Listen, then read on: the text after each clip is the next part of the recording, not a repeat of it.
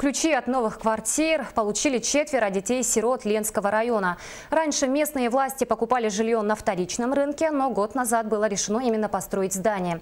За последние 5 лет крышу над головой в районе получили 80 детей-сирот. С подробностями Светлана Балеева. Все эти годы районная администрация приобретала для ребят вторичное жилье. Но в прошлом году на выделенные средства решено было попробовать построить новый дом. Так и было начато строительство первого пятиквартирного одноэтажного дома в поселке Пеледуй. Мечты наших детей сбылись, которые с прошлого года мне звонят, волнуются, интересуются.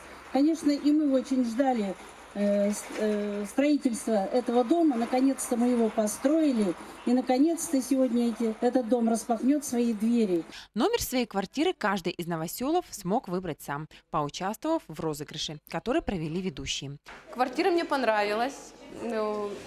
Уютная, обстановка, все понравилось. Я рада. Спасибо большое. Новые квартиры оборудованы всем необходимым. Установлена сантехника, наклеены обои, постелен ламинат, подключено электричество, отопление и вода. Площадь квартир 32 квадратных метра.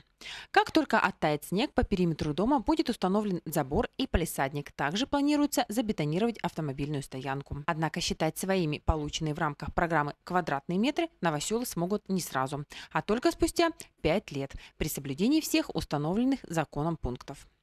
Если те требования, которые мы предъявляем по содержанию квартир, по квартплате, чтобы своевременно оплачивалось, чтобы квартиры ни в коем случае не сдавались в найм,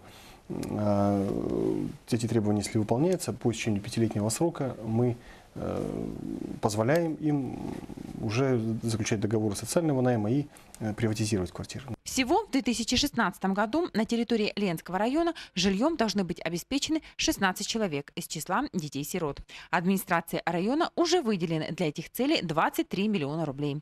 До конца года планируется купить, либо же построить еще 16 квартир. Светлана Балеева, Алексей Семенов, НВК Саха, Ленск.